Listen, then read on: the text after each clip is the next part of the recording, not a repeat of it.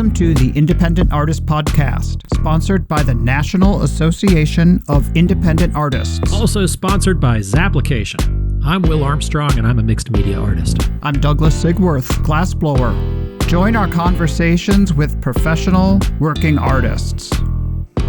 Hey everybody, welcome back to the podcast. Happy 4th of July, independent artists out there. Hope you had a really good weekend at shows. For those of you in Denver or other 4th of July holiday weekend shows, I'm sure you're on that Monday morning hangover, that afterburn. Hope it went well for you. I'm sure it's become a little bit obvious by now that I'm flying solo today. We're all in the midst of the busiest time of the year for art show artists. I got back from Des Moines right as Will was heading off to Denver. So we have something a little different planned for you all today that we hope you enjoy. You know, as we talk to guests here on the podcast throughout the last year and a half, someone will bring up a topic and it will make us think back to a conversation we had previously with another artist. So one of the things we've commented on is that these conversations never really end. It's almost like they just keep rolling on. And so today we decided that we would take kind of a look back at some of the pearls from the past year and a half and pull out some of those points that have kind of left its mark. I'm going to do my best to jump in between some of the clips to let everyone know who is speaking, who the artist is. But if you have any doubt, you can just jump onto the episode notes. So if you want to go back, or if you want to, for the first time, listen to their entire talk and have kind of a reference point or framework as to who it was that was talking in that moment. But some of them I might just let them roll right on through, because it does seem kind of like where one story lets off and the next one picks up. It seems pretty seamless, almost like, 35 different artists jumping in on the same conversation and allowing it to kind of move and kind of flow. So thanks for listening, everyone. Strap on that seatbelt, get comfortable, and have a safe drive across the road home from your show or firing up your studio and making some great work. We really appreciate you tuning in and joining us on this ride. This first talk that I wanted to revisit is from Justin Teilhet. The talk zeroes in on branching out, being inspired to try new materials. And so this is what he's talking about here in his episode, A Constant State of Becoming.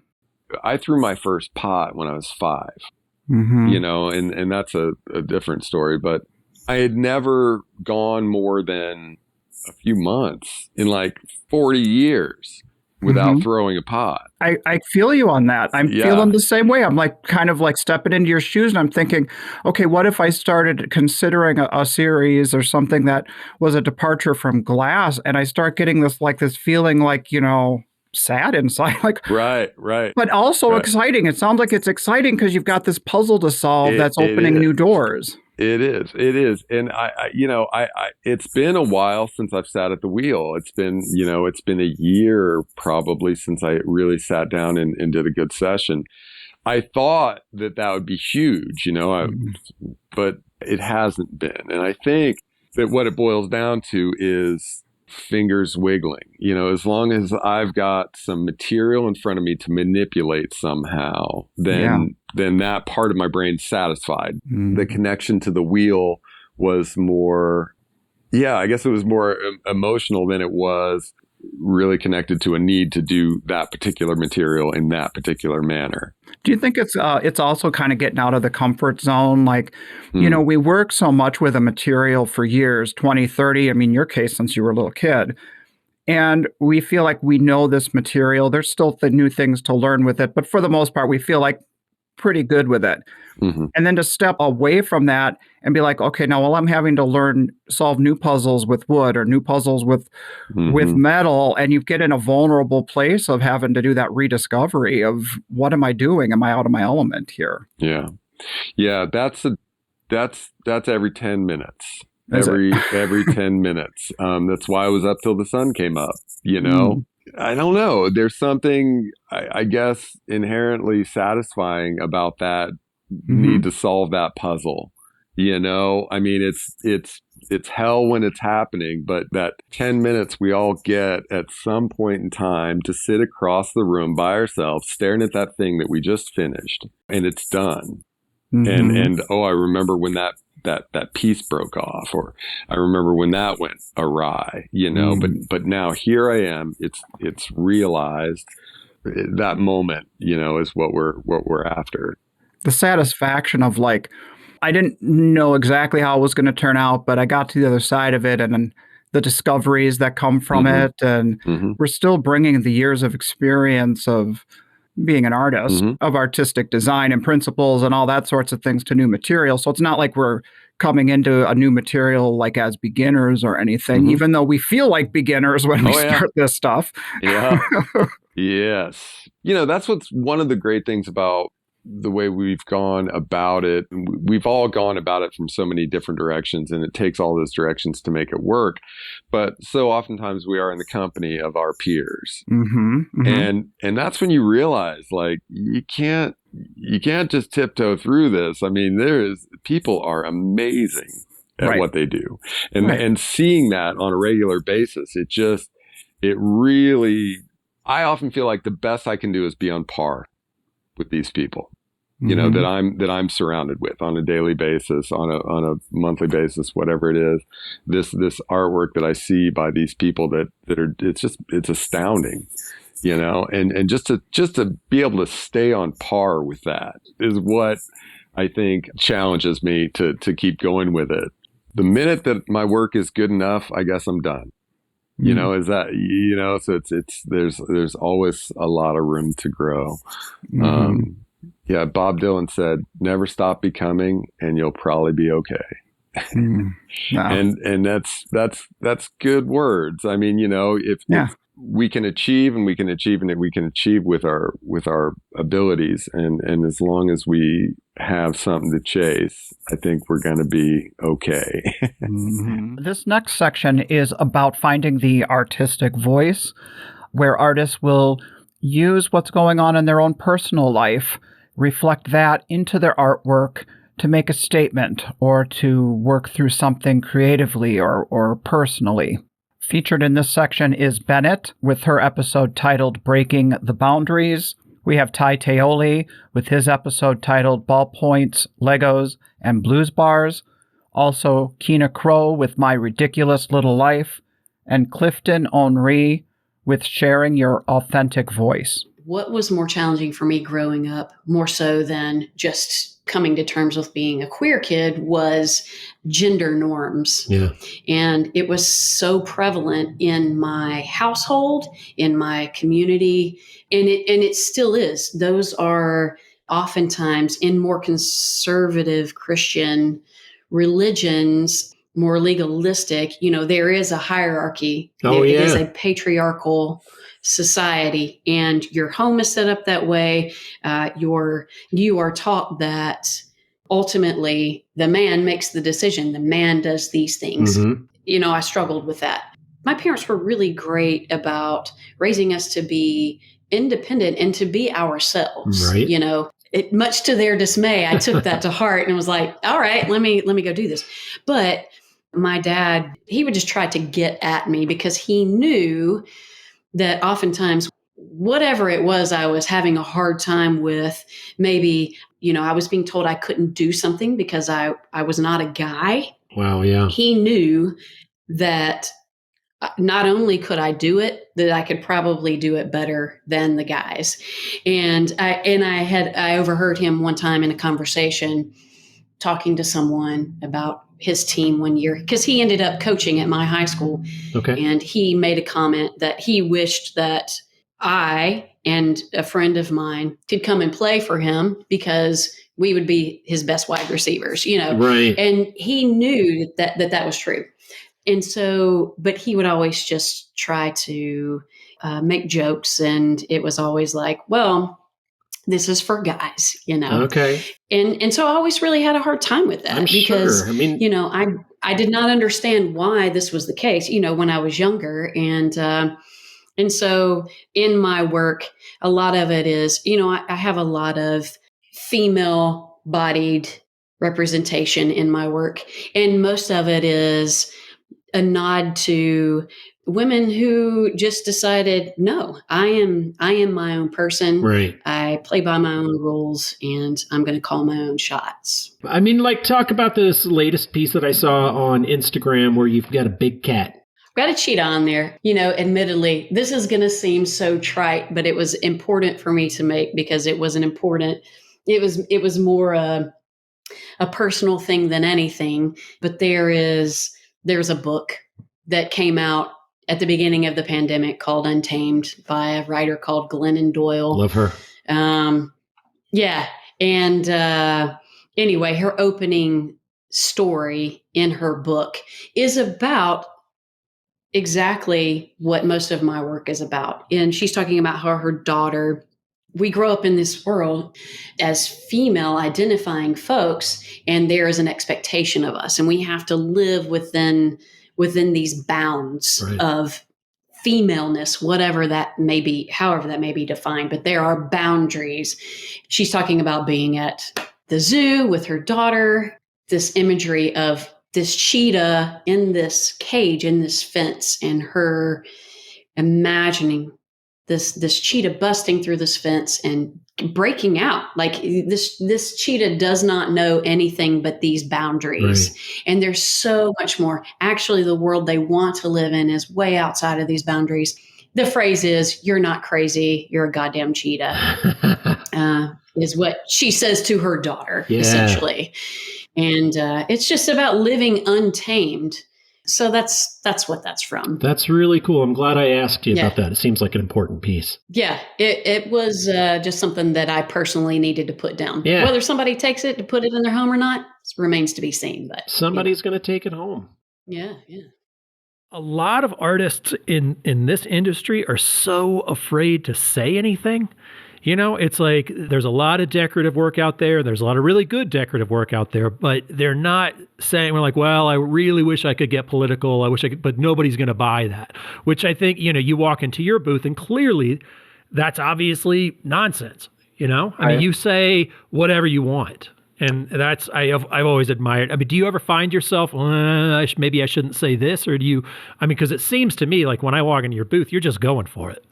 Yeah, well, thank you. And I've always had an artistic talent, but I've never considered myself an artist and never even understood the world. And I still don't. And it's not something I ever even really want to understand. I have verbal communication issues. I have adjective recall is one of I practice every single day to remember adjectives and to work on my communication skills. I've done that it's almost like I have a stutter. I jump ahead. Okay. Like you can hear it. I hate to ever point it out because if you ever go back and listen to anything that I do, I'll start saying something and I'll jump over somewhere else to where everybody's with me, but no one really is. Drives my wife nuts. I know that. But so my artwork has always just been the only way I can communicate.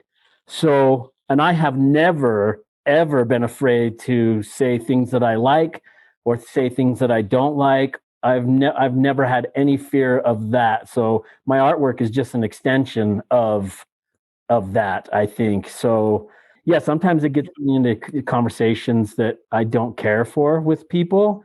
I was wondering, is that, it's got to, the way we show in a lot of the different places that I've seen you in Des Moines, I've seen you in Fort Worth, and I'm like, Fort Worth, it can be a bit of an edgy town, and I could see, you were there the first year that you were there, and I'd never seen you there, I was like, oh yeah, they're going to eat you alive. Like it's just your market. But I could also see cowboy hat guy walks in and gives you a hard time or says, well, what's this about? And I don't know. How do those conversations go? You know what I find most people with my artwork is if it's not your thing, it's almost like you don't even see it. So the people who ever come in and have some sort of issue or want to start up some sort of drama, there are people that are always looking for it. And so they'll come in and most of the issues I ever have are usually like religious based. People want to come in and try to ask me if I found God and stuff like that. They always sides like T-bone, like they'll do like a trick. Well, they'll be like, "Oh, wow, you're so incredible. How do you do this? Or do you think that it's some other spirit from above?" It's like, well, I don't know. I mean, I just enjoy it. And then all of a sudden, have you accepted Jesus as your Lord and Savior? I'm like, what? And I have no problem with people with religion, but then they start trying to go into things about, well, this is what you're drawing here is the sign of the devil and all that stuff. And I don't even think about that at all. I'm heavily tattooed, which back in the day used to be kind of scary for people to approach me. But I have learned over the years, people are afraid to approach me, but I'm a teddy bear, man. I'm emotional and sensitive, and I just have a look that sometimes comes off as like I'm a hard ass, but I'm really not. The good thing about that is it usually keeps those people at bay, where I don't have to usually get into too much confrontation, because I don't like confrontation. Yeah. A lot of the concepts for the pieces or the titles come from my struggle to get over my insecurities, and which honestly age totally helps with that, but and learning to like get over myself and that shit. I get these epiphanies that I'm like, oh, I'm totally ridiculous. And the more I can make fun of myself, the better the pieces are. Then I come up with these great ideas, Well, would you say that your work is self-referential? Absolutely. Okay. I'm doing a lot of custom work now where people will say, oh, this is me and this is my life. And I'm able to, after all the years, because I do love other people and their stories. I love stories. So I'll take people's stories and then try to write something specific for them. And that's actually harder. That's much harder. Yeah. Well, to me, it comes from a very theatrical place, as a trained actor in method acting. I spent so much time building a backstory for every character for that 1 minute on stage. You figured out where they went to school and their storyline and what they had for breakfast, what happened the minute they walked in the door. You put all this into it just to walk on and have your line and walk off again. So your pieces have this rich backstory. And hearing you talk about it on Seesaw, literally, you have a whole fleshed out life for these characters that you've created in your work. I think I've known them all along, but it's so funny that you talk about method acting, because I totally studied for a few months at the Actors Studio. Okay. So I totally know what you're talking about. Like you said, they are self-referential, but I already know them. I do have a ridiculous imagination. Yeah. Which is why I can't find my keys, because I can never find my keys because I'm always thinking about something else, Oh, right.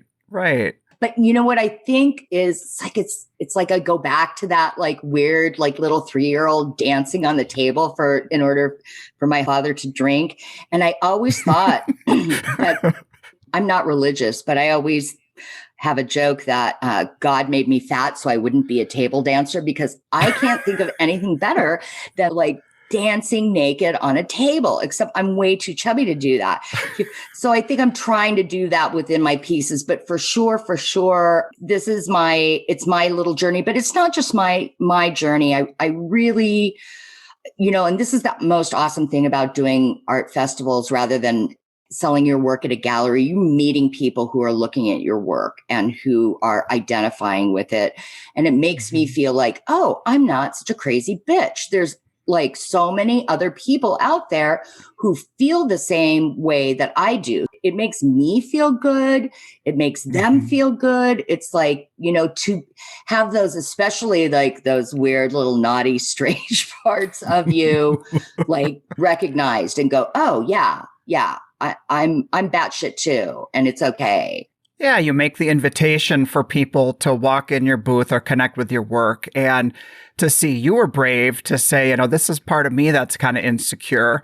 And they would be like, I can be brave too, and I can let you know that I connect with you on that level, and that's really cool. So yeah. Yeah, I love it. And I try to have the funny stuff because I love hearing people laugh. And then I'm like, I love to have the really sort of deep, more introspective, poignant stuff, because I also love it when somebody comes up and they're totally crying. I love it. I get one crier every show, and it's like, yes. Oh, well, it's got to be like such a rewarding feeling when someone walks in and just has a full-on belly laugh like that. Like you've evoked that response. It's awesome, yeah. So finding your voice through photography, really it's my perspective, what I would like to see represented out there. So a lot of my work is Black and brown faces. So portraits of, people Black and brown, of African descent or Latino descent. Like that's what I'm interested in seeing. That's what I didn't see going to, museums and galleries and things like that growing up. I wanted to see a reflection of me and the communities that I grew up in and the people that I know and that I'm friends with and things like that. I found that other people were interested in seeing what I wanted to see and applauded me because they got what they wanted out of the work that I was naturally producing. You just have to believe in what your mission is or what your narrative is going to be. Let the narrative be the core that drives the work that you produce. Kind of what I've noticed in talking to like gallery owners and museum curators and things like that, and just my own opinion, a lot of the work in the art world that is celebrated is more so celebrated on what the artist was trying to do rather than what they actually did. And interesting. Which means to me that the mission or your calling or your message or your intent is more important and more significant than the actual like final product. So it has more to do with your heart in the work and being able to convey that to people and then people understanding it. Like, I think that's where the rubber meets the road. It's a successful piece if you can convey what you want to convey and people receive it within the realm of what you were trying to say. And then that's a dope piece. That's what helped out in graphic design too. Well, I'm glad you said that because I wanted to bring up one of your pieces. It's one of my favorites. There's a young man standing on top of a wheel. Yeah. And it's an incredibly strong image. It was chosen by Bayou City as the poster image. That one is that one was shot in Ghana, and the name of the piece is The High Road. A lot of my work revolves around the idea of perspective, a change of perspective. The reason I shoot what I shoot is to kind of change the narrative of the imagery we see of Black and brown people, so it's more of a positive, more uplifting, more of your everyday beautiful nuggets of life and not just like tragic scenarios that we, are kind of used to seeing like within the media. Right. But yeah, that was a powerful piece. They wanted wings, they wanted. Okay. I was going to ask you about wings next. Yeah. They wanted to use wings, and I'm saving her. I don't know what I'm saving her for, but for the publicity of an event and a festival or something, and I'm not getting an end on it. Yeah. With that being my most popular, famous, recognizable piece, something's just like, nah, don't do it, because the next guy will be like, oh, you used it for that one and you used it for that one and they used it too. Yeah. They're like, nah, okay, well, what else you got? Yeah. You know what I mean? Yeah, I do. I know exactly what you mean. Yep. You posted wings And you guys, there's a little girl that she's standing in her mirror, and she's standing on the sink, and she's got her arms raised, and it's such a powerful image of strength and of pride in young girls and pride in yourself. Mm-hmm. You shared that on Instagram, and it went viral. I wanted to ask you a little bit about that because I mean everybody's kind of fantasy girl. Right. Kind of picked up on that too. So anyway, talk on that a little bit. All right. There's a show in Miami during Art Basel during Miami Art Week called Prism. And I had a couple of pieces selected to be in the show. So Wings was one of the pieces that was selected in the show. So during that week, I ended up posting Wings. And because, all kinds of celebrities and everybody is out that weekend, like I'm kind of pushing it a little hard, like, yo, come to the show, come see the piece. Yeah. I'm looking for my break, right? Yeah, of course. And, a handful of important people end up coming by the show, end up seeing the piece. They ended up photographing it, finding a copy of it or whatever, tweeting it, sending it out. But the big swing came when Alicia Keys posted the photo. Yeah, it went simply bananas after that. Yeah, simply bananas. It didn't. Holly Berry commented on that too, or am I making that up? Commented on it. No. She was on there. She was on there for sure. I had to screenshot that too. Yeah, of course. And I loved what you did with the Kamala Harris image too. That was cool too. I was on the fence. I was totally on the fence about it. But I'm like, it's cool when you can. I don't want to call it a bootleg, but you know what I mean. But when you can revamp your own piece where there is like some significance like in the world right now. So let's call it a remix, not anything else. There was so much excitement when that happened. For sure. And there's so much pride in that and in pride in our country and for what has been accomplished. Absolutely. The walls that are breaking down. So, you can't fault anybody for getting caught up in that kind of excitement. And I loved that image. For sure. But I'm glad I did it. She has seen it. Has she really? She has. How do you know? How did you find out? A woman that purchased like maybe 5 of them. I only did a small amount of them. Is good friends with her. Incredible. Yeah. So I think one is going her way, which is cool. That is really cool. Yeah, congratulations. Super cool. Thanks, man. Appreciate that. Yeah, that's unbelievable. This episode of the Independent Artist Podcast is brought to you by Zap, the digital application service where artists and art festivals connect. Well, sometimes I'm in a real hurry, and I just love that I have things that are saved in Zap to streamline my process. Saving shows as favorites is my personal way of using Zap. That's my favorite. I know a lot of people use the calendar, they use the events, but for me, if I'm saving the favorites of anything I've ever looked at or thought about doing, then I can check out those deadlines on a regular basis. But then there's other times when I have a little more time on my hands and I'm looking into other shows. All the information is right there in the prospectus with links to the website. I can see who the artists are that have participated in the past. That's a great idea, Douglas, because one of the ways that I was finding shows at the very beginning was to go online and see who I felt my work looked good with. It's just great that all that information is organized and easy to look over when planning our next show season. I have to say probably the last 2-3 years I was framing, I felt the frustration, almost like a little bit like I'm an animal in a cage, like I'm trapped here. Okay. Instead of loving to going to work every day. There had been a shift, and yet it just seemed like an impossible decision to close the business. I mean, it was, the frame shop was my baby. Mm-hmm. It was the baby that never grew up and was never going to stop needing me. And at some point, I think I wanted the baby to go away to college or something. Right. Right. That's a really good point. Right.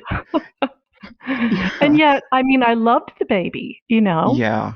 I really did. And I felt like I would be betraying it to even consider it.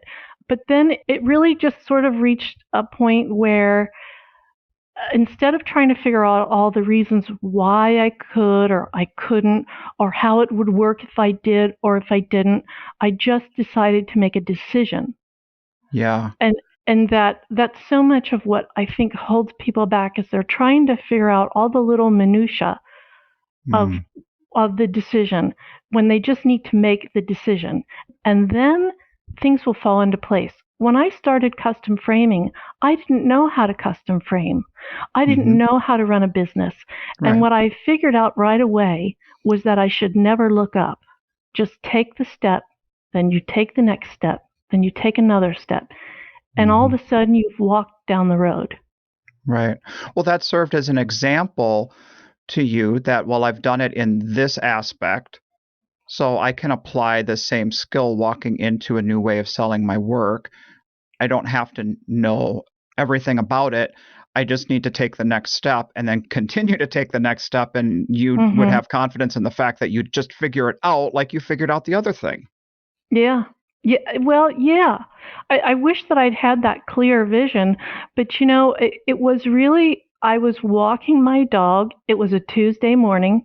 Okay. And literally I felt myself walk out of myself because I was milling it over in my brain. How am I going to do this? How could I possibly consider doing this?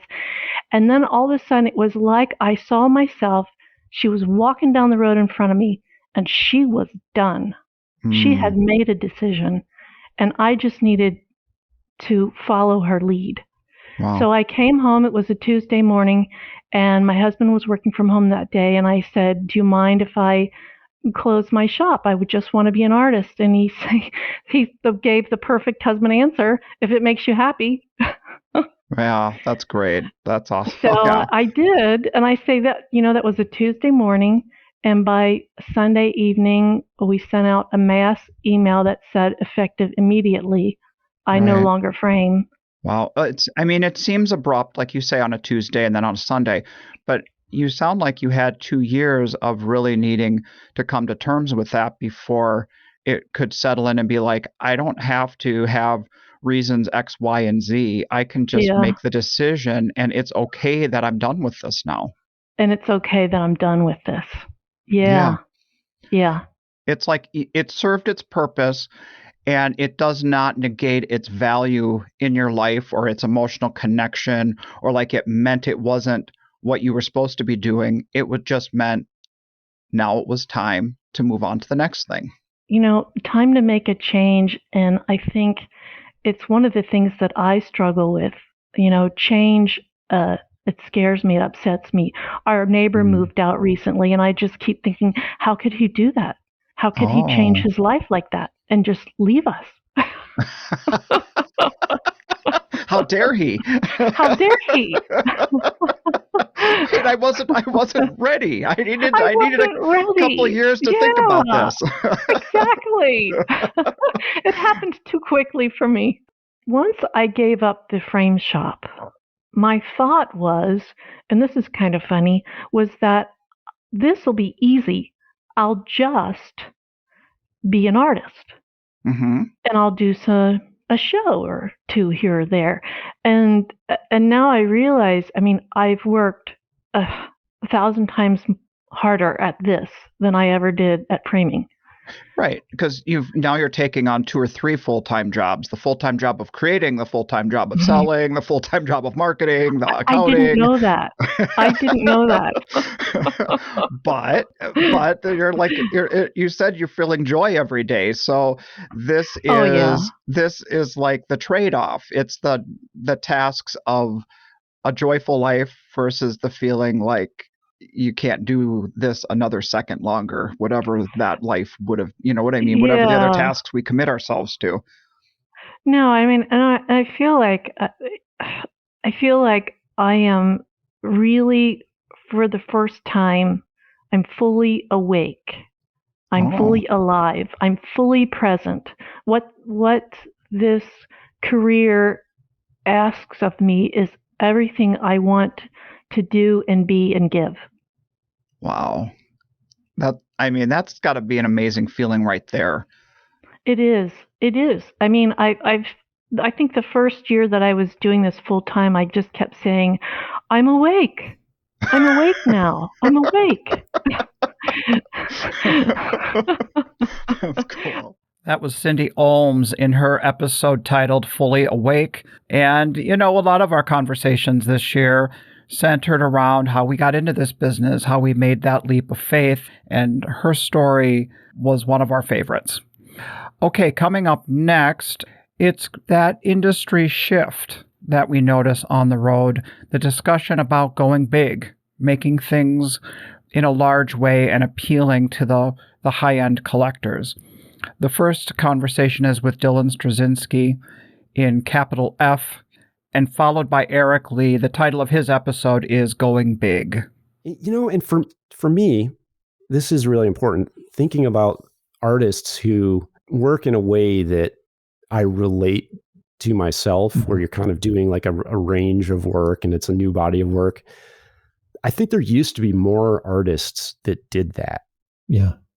And the thing that has happened in the last 20 years, but particularly since 2008, when wealth has become kind of concentrated in another direction, you've sort of lost that middle part of the audience at art fairs. Yep.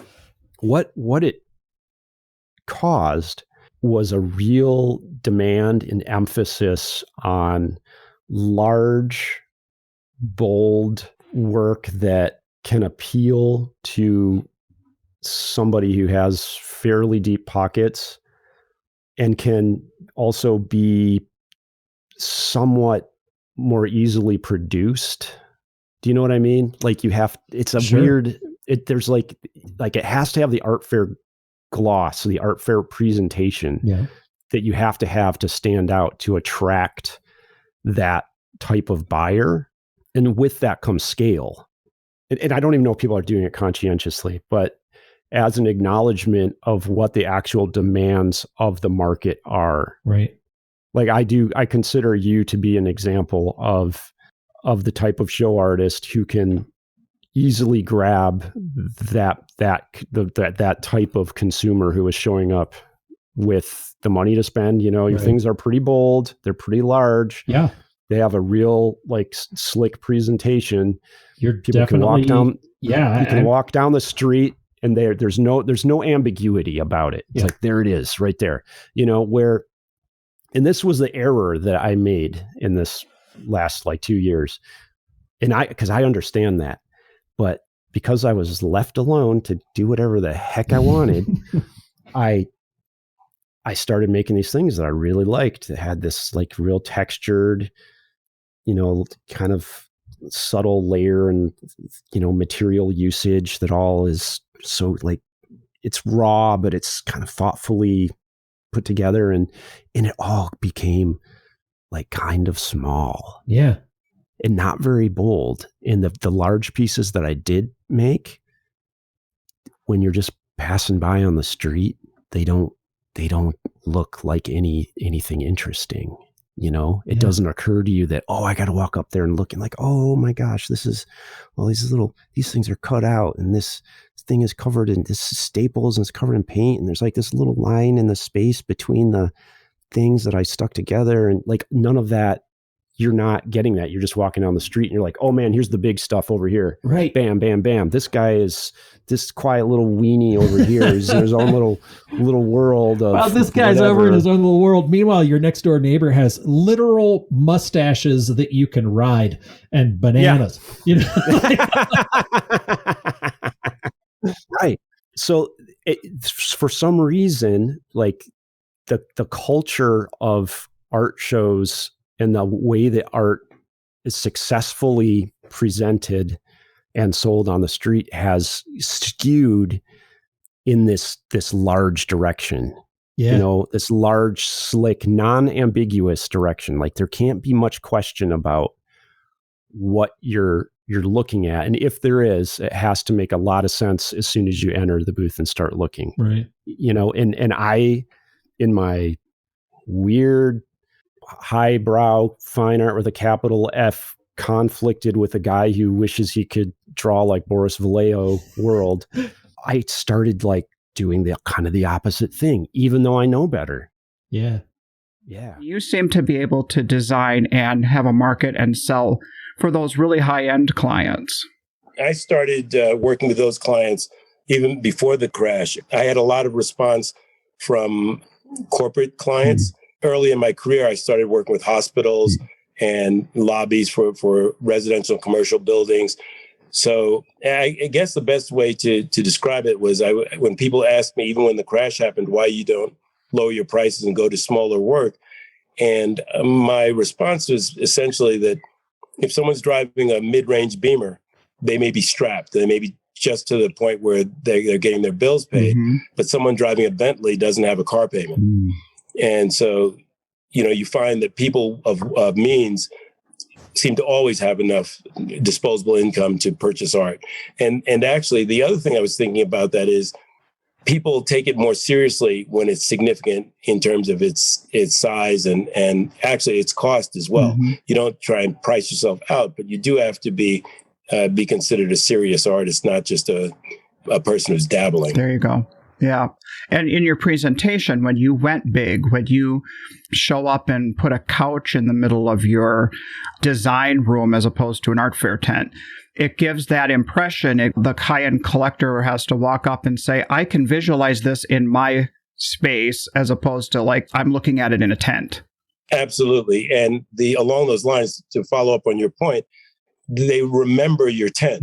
So they'll walk around and see 200 other artists, but they remember the one with the leather couch and with the tables in it and the flowers and that type of thing. It's a branding issue, I guess.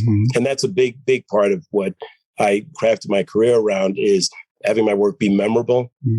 So as an artist, and also the work itself to be memorable. The idea of interacting with clients so that you make a connection it goes a long way toward having a successful career, I believe. Okay, so this customer base we're talking about, do they actually shop for themselves, or do they hire a designer or somebody to kind of scout you and then they bring your designs to the client? Are you still having that one-on-one connection with the end game buyer? Well, I'm glad you brought that up, because a cornerstone of the way I viewed my career was to have multiple revenue streams. By that, I mean not having complete dependence on art shows or galleries or designers or work that's been sold through other institutions like showrooms. That because there'd be peaks and valleys in each area for sure. And so if shows were letting off, I would have interior designers I would be able to tap into. And if interior designers may have been a little quiet for a while, I would work with art consultants. And I did a lot of work with hospitals and commercial interiors that way.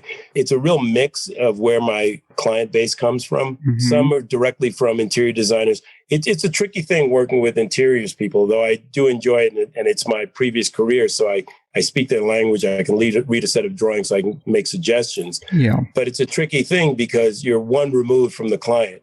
What the client requests and what the designer perceives that to be and how they transmit that information to you may be miles apart. And to me, the client is ultimately who I'm painting for or working with. So the idea is to interpret what the designer says, and if ever possible, I try and avoid not having contact with the client. Right. I always try and find a way to speak directly to see how closely the designer is interpreting what the client is looking for. I think you're very responsive and intuitive, and you can read that client. You have a different understanding level than maybe what the designer is, because they don't make the work. They just are shopping for the work. And their goal is often to not so much to increase or enhance their career, it's to promote their vision. And I believe that the person that's going to live with the work is the one that should be governing the eventual product, how it turns out, because the designer will be on to another project. And the person waking up every day looking at the work is the one that the art is literally for. Well, COVID taught us a lot of things. We had that moment to kind of stop and reevaluate. And we had a number of those conversations over the year. One of the first ones we wanted to highlight was Chris Dahlquist. In her episode, Defining Your Path, she describes creating a business practice that is based on being proactive versus reactive. And in the next clip, we talked to Daryl Thetford in his episode titled The Courage to Say No, who encourages us to take a hard look at the choices we make in our business and sometimes saying no, even if it seems like a hard choice to do. I've been working with artists for about a dozen years now, building sustainable practices. And the one thing that they all have in common, all of the ones that have successful and sustainable careers, is that they're very proactive about creating that career for themselves. I concentrate a lot on goal setting and defining the path that you want to go as an artist. That's absolutely has to be the place you start with a proactive career. Artists tend to work really reactively, and it kind of stands to reason because when we're in our studio, we're often working reactively. How so? Well, as a glass artist, my guess is that you're reacting and you're responding to the glass as it's giving you feedback, right? Or as a painter, you're reacting to the last mark that you made on the canvas, right? It's this process of reacting oftentimes to the last thing that you've done or to your materials. I see. Yeah, that makes sense. As opposed to kind of wrestling the materials, you're working in concert with them. Right. In the creating of our work, we start with a plan, a goal of what we're doing. You know, we react to the evolution of the piece. But now when it comes to the business side of it, we need to be a little bit more of a planner and look at the end game. Is that kind of what you're saying? Yeah. In fact, the way you've laid it out in terms of the way we might work as an artist is very much the way we should work with our career. To have that end goal, to have a vision of where we want to go, and then begin mapping the course from here to there. And a lot of times it's just about reacting to an opportunity as it comes up. Like, oh, they want me to show here, or this opportunity has come up, without really analyzing it. Does it get me to my goal? Is this going to help me get to that end objective that I have? Do you find that if we only focus on being reactive, that we don't make ourselves aware to what we actually want to create in front of us? And like, you know, if you're proactively saying, I want to work in this way, or I want this opportunity to come to me, that we then have our eyes open and see the subtle cues? 100%. Yes, absolutely. There's so much opportunity around us. Once we set the course towards it, it often we'll see it in our environment that those opportunities are there. How does an artist sit down and kind of define a business model or an objective or goal for themselves? You need to start with the end game in mind. At the end of the day, where do you want to be? And so in a lot of the workshops that I do, we start with a very holistic view of where do you want to be? We actually start with, sounds morbid. It is not meant to be morbid. It's meant to really define our values. We start with writing a eulogy for ourselves. Meaning, like at the end of your life, what do you want to have accomplished? Right? What do you want people to say about you, and what do you want to have accomplished at the end of your life? Like, we start with this very big view. We get so wrapped up in the details of getting to the next show or packing the van or making X number of pieces, whatever it is, that we don't take this large view of, at the end of the day, what am I really doing, and what do I want to have been doing? And I think the last year has really given us a reset to step off the hamster wheel for a minute and really think about what and why am I doing this? I totally relate to what you're saying. The grueling schedules that we set up for ourselves, it becomes really just trying to execute like this amazing race, this Tough Mudder kind of mentality of, I just have to do, this step, without there being a kind of a step back and a thoughtful approach about how we do it and what we're trying to accomplish. And the pandemic has really made us all go, whoa, now what do we do? And kind of reevaluate. Yeah, I think it's actually kind of a lucky stroke for me. I had always been real intentional with building my practice, or I thought I had been at the beginning. And then I got on the hamster wheel of doing festivals, and I kind of forgot to step out to really consider what I was doing. I was working with Polaroids, and in 2008, they stopped manufacturing Polaroid film. I remember that. And so I had this same kind of, not to the degree, of course, that we've had this last year, but this real sudden reset of my practice. And in that same spring of 2008, I was fortunate enough to go to a workshop with an organization called Creative Capital that really asked you to dig into why you're doing what you're doing. Mm-hmm. And it all kind of came to a head with the loss of the film, and that I could really, really evaluate what and why I was doing it and set a new course for myself. Right. And expand and grow. Yeah. So what at first looked like a terrible thing ended up being a really important reset for me. Mm-hmm. It was painful at the time, right? I was completely panicked. I had no idea. I had shows scheduled and no material to make work that I had juried in with. Right. So of course it was terrible at the time, but looking back at it, I can see how instrumental that introspection was. I am hopeful that we'll be able to look back at this time 10 years from now, 12 years from now, and say, oh, that is when I course corrected, or that's when I got on this path. It's so counterintuitive, but back when I did photography, for several years, I did 25, 26 shows, and which was horrible. Yeah. I mean, I know a lot of people still do that, but it was just, that was not for me. But I was excited and new and frankly just had to do it to make money at that stage. And at some point, I began doing different work and doing the digital work. I just like, I can't do 25 shows. So I cut down to 16. Right. And I realized I made just as much money doing 16 as I did make 25 because I was more prepared. I was fresher. I was fresher for the audience. Yeah. And then my work was fresher. And then I cut it down to 9 shows. Dolan Diamond and I were sitting in Denver in a restaurant, and I said, I'm on the 13th. He goes, I will too. We kind of made that commitment. And I ended up canceling 2, and I did 9. And I did just as much doing 9 as I did doing 16. Doing 16. And because it was the same thing. I was fully stopped. I was fresh. I could talk to customers. I don't sit down. I walk and pace and talk and engage the whole time. I mean, but it's hard to do that if you're doing 16 or much less 25 shows. Yeah, it's impossible to do. I remember meeting you when you were doing photography, and I don't think, I couldn't read the 25 shows on you, but you could definitely read it on me when I was just plopped down in my chair.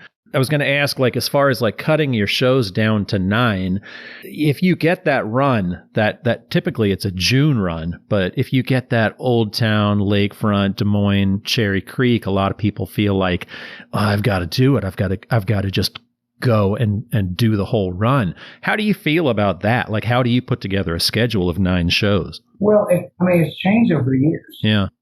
I did Old Town, Des Moines, and Cherry Creek for years, and finally dropped Des Moines as much as I hated to. I love the show. I love the director. I always had a great reception there.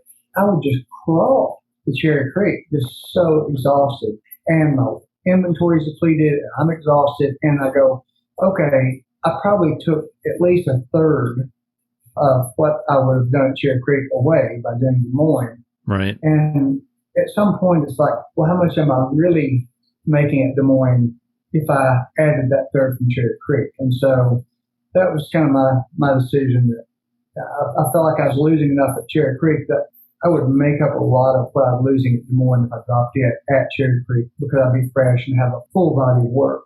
That's what I felt about Sausalito too. Some people loved that Sausalito show, but I drove all the way out there from Virginia at the time and then had to do the Cannonball Run back to St. Louis. And as I was doing St. Louis, I'm like, and I had a decent show at Sausalito, but obviously I'm exhausted from the drive. Right. I had to drive through fires in the Sierra Nevadas. And I mean, it was just a nightmare. Like I'd planned on going hiking in the Sierra Nevadas, but they were on fire. So instead I went to the brewery. So not exactly, still fun, not the health kick that I needed, but Exactly. I don't know. I got to St. Louis. I'm like, there is nothing in my booth at the end of the show that I sold at Sausalito that I could not have sold at St. Louis. I'm like, I could have just done one. Yeah, I think that's the formula for me anyway. And as far as Old Town, after I think 14 years, Old Town decided that I was done there. I didn't actually make that decision to the best of my knowledge. Right. They forced you into retirement. And they said, yeah, you're done here. It happens. WWDTD. What would Daryl Thetford do has become one of the running conversations throughout the course of this year. And thanks, Daryl, and we appreciate your pearls of wisdom. All right, the next section of this episode, we talked to a couple show directors this year who are real friends of the artist community. In the first clip, Will talks to Stephen King from the Des Moines Arts Festival back in 2021. At that point, we weren't even sure if the summer season was going to be open for business. Stephen talks about all of the protocols and everything they went through to get that going. In the second clip, I talk with Cindy Lerick in her episode titled The Art Fair Fixer. Both of these episodes really gets to the heart of the symbiotic relationship that we have between the show directors and the artists out here on the road. I feel like some artists do have kind of an unnecessarily contentious relationship with show directors. So how do you deal with that without getting bitter? I mean, I'm sure you have to deal with some challenging personalities on the street. Like, how do you do that without just hating artists in general? Am I bitter? No, I'm saying you're not. No. No. Give me a few minutes. Just give me, no. All right. You're like, well, who are we talking about? Yeah. You know, Will, I got to say, one of my favorite things, and one of the reasons I'm still in this business, is Thursday. Yeah. I love Load In. It's like a big family reunion, isn't it? It is. I mean, you guys get to experience it every single week. I get it once a year. For some of the people that I see, I've known them for every year I've been involved in the art fair industry from way back in Fort Worth, right? So I really enjoy that part. There'll always be some folks who will, especially post jury. Right. And I do have a file. Yes, I do. My wall of shame, I'll say, of just, 2 a.m.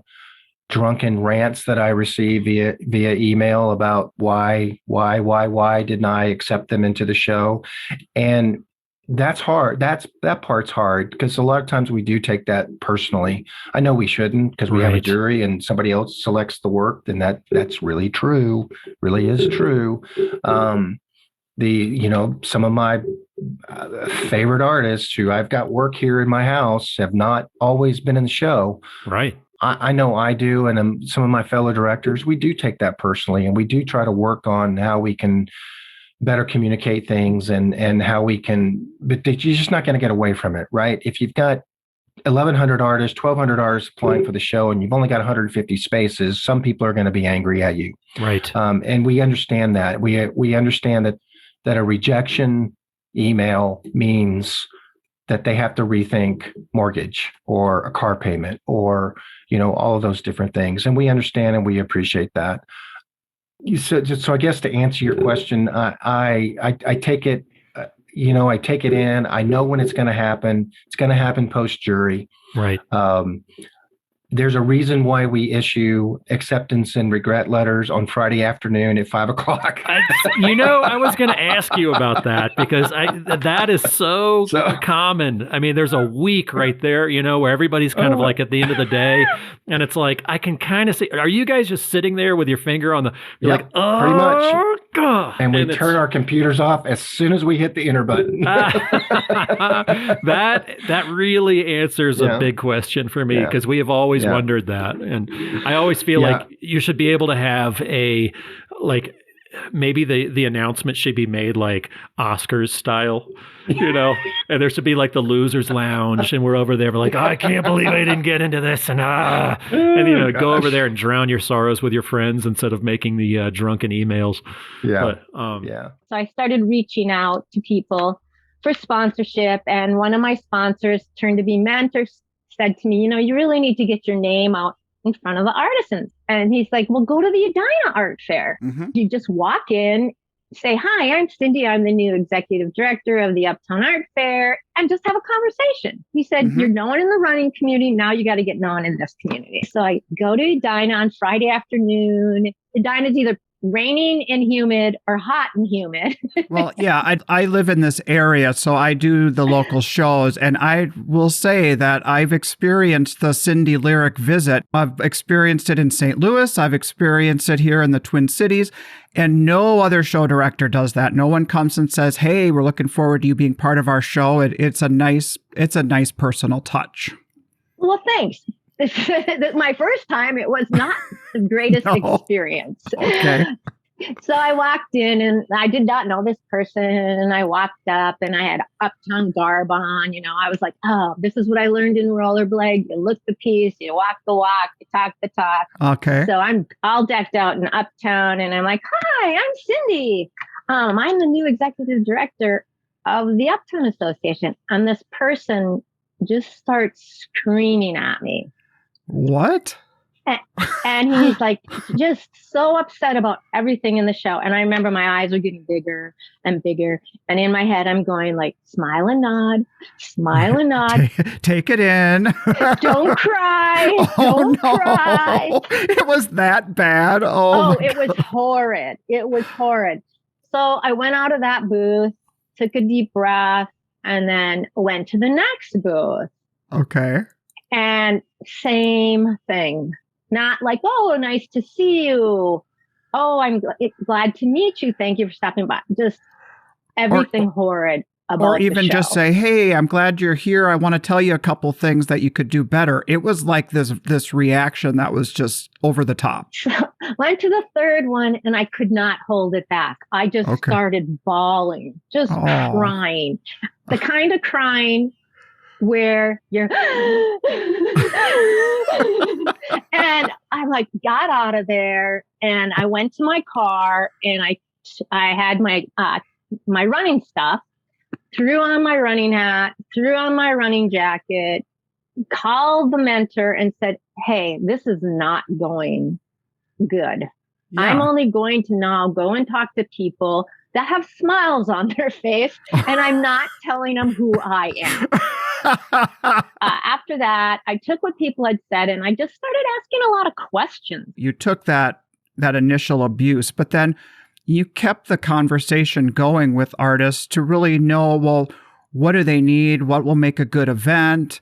And then you could balance that with business sense on honing in on where to start tackling the benchmarks of what will make this show better. Yeah, I was very fortunate that I had that help and that I listened. Yeah. I had an artist group too, a committee group that had been around working with artists for a while. And it took them a while to understand the plan because change is hard. And I was a person who was going to instrument some change for some people who had been there for a long time. And my transition into that group wasn't like easy peasy. It took a while. And I was questioned over everything I was trying to do, from reducing booths to having a more transparent jury. Right. Yeah. If I was going to do this, I'm kind of that person.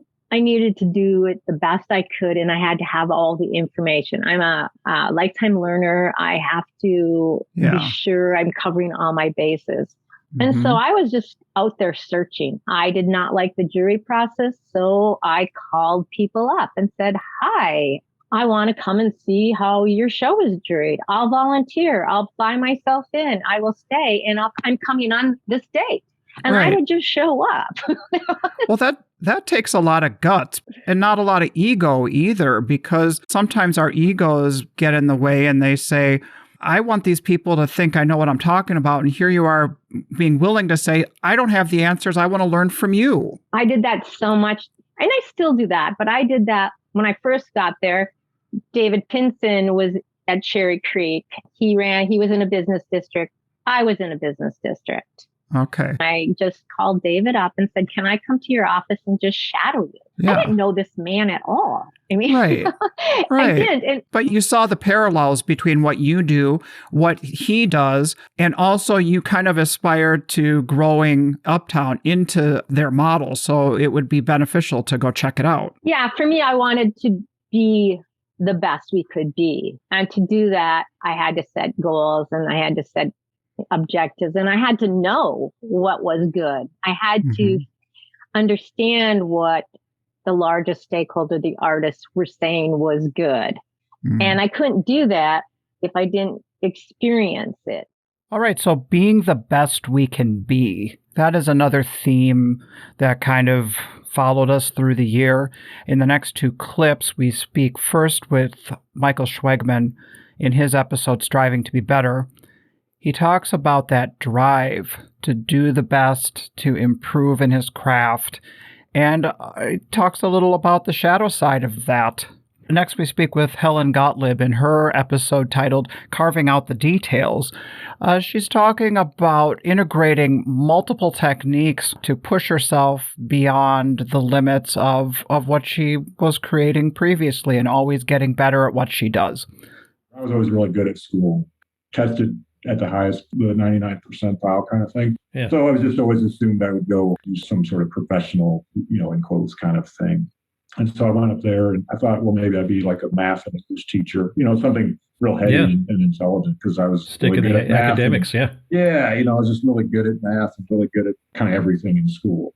And but then when I was up there, I did some ceramics. I wanted to do some art and I really liked it. And, I had a background in construction. My dad was a carpenter. And so I grew up around doing, hands-on stuff. But, at that age, growing up in the 80s, it was like, well, don't be a worker. You want to use your brain, not your hands.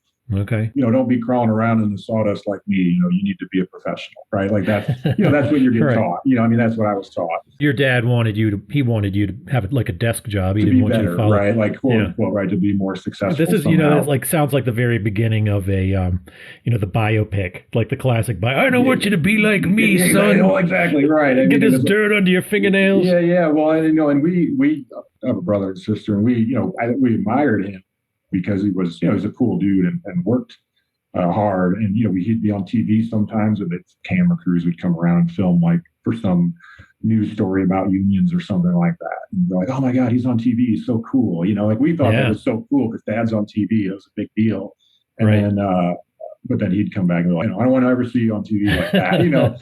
Go to college to be a smart guy and got into ceramics and, really liked it. And, I had an affinity for it and I was really good at it and got a bit obsessed about it. I remember having a conversation with you at some restaurant or bar after a show at one point. And I mean, your aesthetic and your work ethic, and clearly you get that from your dad, that kind of blue collar work ethic. Yeah. I remember you talking about your drive to create. I mean, even kind of cutting into relationships that you've had, like that drive I wanted to talk about too, just to make a certain, to get better, that drive to get to where you want it to be. Oh, right. Yeah. Well, whatever, how we would define success, but I guess trying to be, try to get as good, to be the best in the field, whatever the hell that means. Right. Like, I don't even know if there's a reasonable metric for that, but I went to Jesuit high school. And so the idea is, you are the best, you have to be the best, right? Like you're going to go to Harvard, you're going to go win a Nobel Prize. I mean, that's, these metrics. And that was some idea I had to be the best. And really, like you said, mentioned, forewent personal relationships just to improve the work, improve the craft, part of our obsession in terms of making the artwork and it's like, hey, I got another idea. How can I be better? A lot of Saturday nights, just being in the studio all night, thinking like, okay, well, after I get this part done, I'll go out, and then I'll go out, and then I'll go out, and then it's 4 a.m. It's like I'm still in the studio, and it's like, oh, okay, well, miss that weekend again. Or I had girlfriends who would call and be like, hey, like, would you just come over and see me for a minute, and be like, but after I go to the studio, and of course they'd be like, well, wait a minute, you'd rather go to the studio than bang, and it's like, well, that's the drive, right? I mean, that's a real drive. And it's, it sounds ridiculous, but it's like, well, part of my brain was like, well, there'll always be opportunity to bang, but not always opportunity to make work, which is completely ridiculous. But you feel like going back in the time machine and be like, God, I wish there was more time to bang. It's like, well, yeah, right, exactly. You need your bang time higher than work time. That would be definite. And there's regret there because ultimately you want to have human connections and relationships. But I also certainly don't regret being good at what I do. Right. Putting in the tens of thousands of hours that's taken me to, develop the technical skills and recipes I have for my specific work, but then also, the skill set or the knowledge and the thought. And I have a certain philosophy about what I do and why I do it. And that you don't get that by, going out and partying. And I'm not saying that one's better than the other. That's just a choice. No, choices I'm with made. you. Yeah. And, and it's gotten you to where you are. And yeah.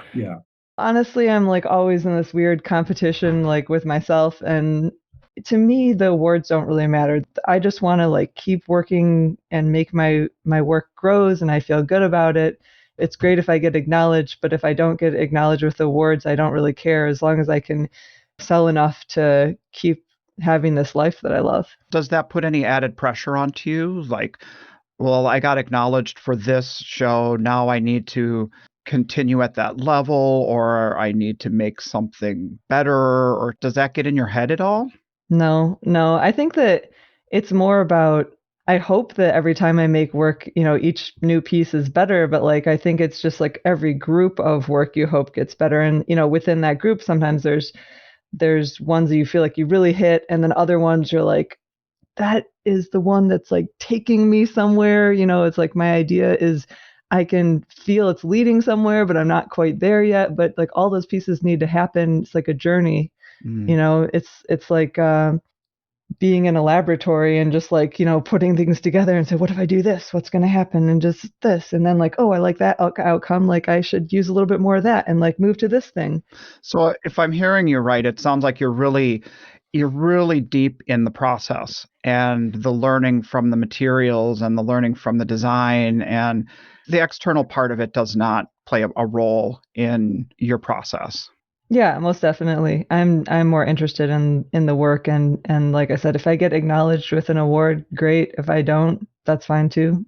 If you were to step outside of yourself and view it as an outsider, why do you think there has been this recognition? What about your work has changed that stands apart? Because it's not just getting, like a little nod. These are like best in categories and best in shows. These are like getting the top tier type awards at great shows. I think some of it has to do with like, when you learn about artwork and you learn different techniques or process, a lot of people are like, I'm just doing painting. I'm just doing etching. I'm just doing silkscreen. I'm just doing, like, they just really stay like within this one little category or like even like in a section of a category. And what I'm trying to do with my more recent work is kind of turn it into this mixed media thing and say like, oh, I like this thing that painting does, and I like this thing that printmaking does, and I like this thing that carving does. And I think that maybe I'm getting acknowledged or because the work is a little bit different because I'm like putting all these different techniques together. Oh, there's an integration of different things to create a direction maybe that hasn't been seen. Yeah, and people get surprised. They're like, oh, is that 3D? Is that carved? Wait, how'd you do, like, because I think when people see 2D work, they just want to say like, oh, that's a painting. And then they like look close and then they get kind of confused because they're like, wait, like in my booth, like most of the time, instead of even talking about what the artwork is about or what my inspiration is, a lot of time I just, talk about technique because people don't know what they're looking at, which is fine.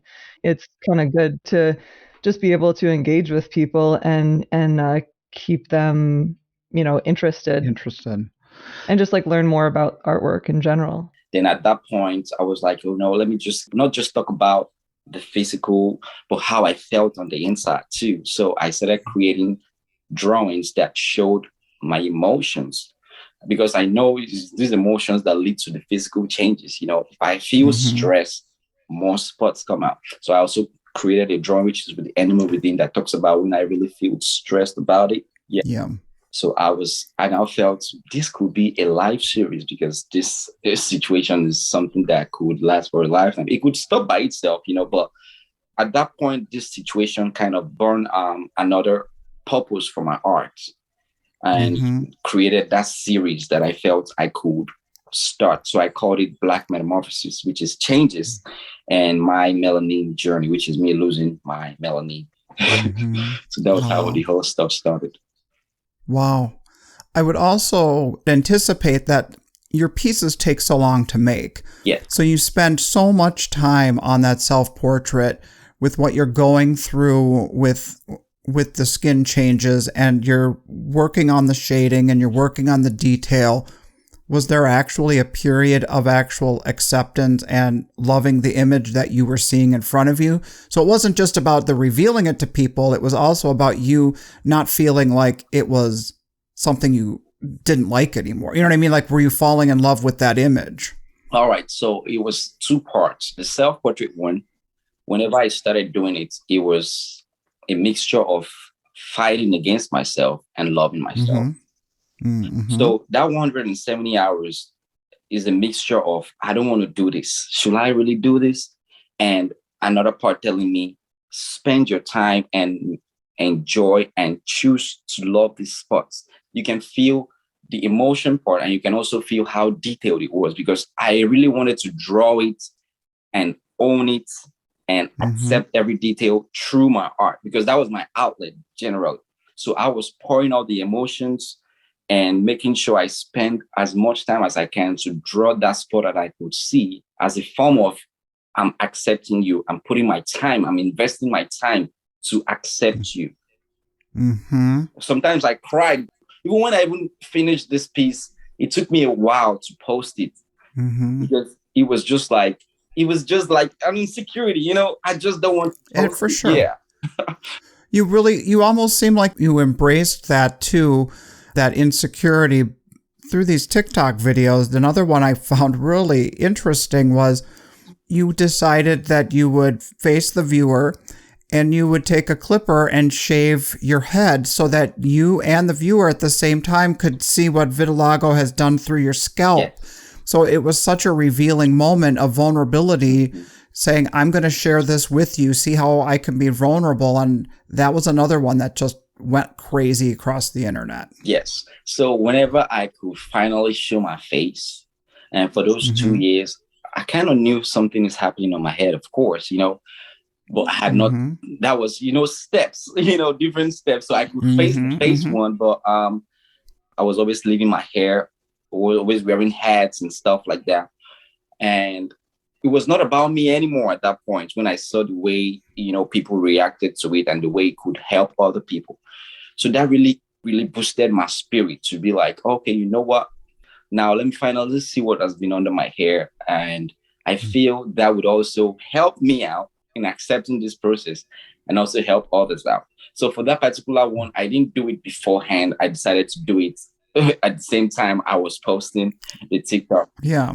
Live time. Live time, yes. That was Jeribai Andrew-JaJa, who we lovingly refer to as JaJa.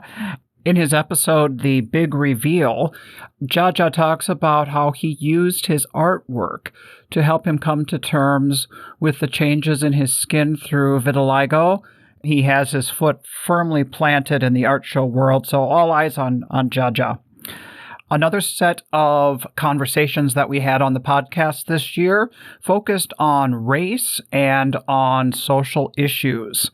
Here's a clip from William Kwamena-Poh's episode titled A Look Through the Window, followed by Art Fair DNA featuring Mickey Cunningham and her daughter, Reiko Uchytil. Yeah, I love Texas. I love to do shows. I have had great shows in Texas till the laws changed. So all of a sudden, it's like you have this open carry laws where people walk around with guns and stuff like that. Yeah. It's not a comfortable zone for me. I was not part of the foundation fathers who wrote this laws about the right to bear arms.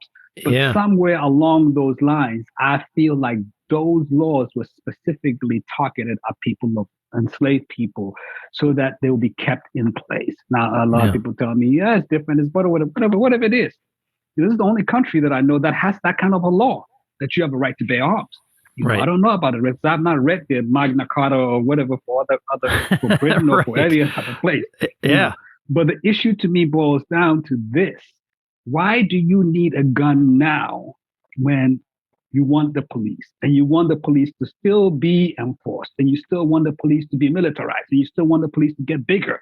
So if you need all these things, why do you still want to have a right to bear arms? If you have a gun, keep it at home. Fine. Right. But you say, well, if I go out, I might get shot, so I'm carrying my gun.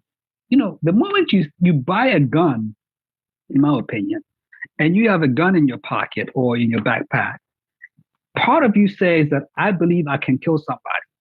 And it's been used for years to target people of color to keep us in our place, quote unquote. You have to remember, every time a Black person is carrying a gun or shows that he's carrying a gun, the police or any other major force in that city or that country or whatever wants to make sure that they kill you. They said every citizen has a right to bear arms. But if we all do, why is that when I'm carrying it, I'm more dangerous, twice as dangerous than the person who is just white carrying the gun? So it makes me very uncomfortable to go to Texas. I would love to go back to Texas, but I feel like I can stay within a certain zone, a certain place, and be okay. Even when I'm driving, going to shows, ever since Trump came into power, Billy Joel said, we didn't start the fire. It was burning before we got here. And so true. Yeah. Trump did not start it. It was burning, and it's always been going on. But now he just blew it up and made it like, tell the cops, knock them upside the head when they do something. Or when you arrest them, just hit them harder. Yeah. So when you drive, you feel like you always have to be watching yourself, because you get stopped not for doing something wrong, but just for being a Black man driving. Just driving while Black. Yeah. Driving while Black. So it's like you never know when you're going to get pulled over. So you always have to be careful. The blessings of the good Lord is what keeping me and a lot of us alive. Because yes, at the end of the day, that's what we have to do. So yeah, I worry about it. Yeah, I worry about it every day. Yeah, it's kind of the ugly side of what we do for a living, or what you have to go through. But do you have to work in extra time? Do you get stopped pretty frequently when you're going to shows, or is it a certain area that you will get stopped more? Or? I got stopped about 2 years ago. That was the last time I got stopped, and I was coming from a small show I did in Athens, and the cop said, and this was right here in Georgia, because Athens right here. And I was coming, and he said to me, I didn't see your seatbelt, so I just want to check and see that you had a seatbelt on. And I said, yeah. He says, how's your day? And I'm like, it's not great. I had a lousy show, but the good thing with art is that you can always sell it tomorrow, so I'm okay, I just try to make conversation with him and try to make him at ease and all this stuff. And then see my license, which I'd already pulled out. And so I gave it to him. He checked it and says, all right, old man, have a nice day.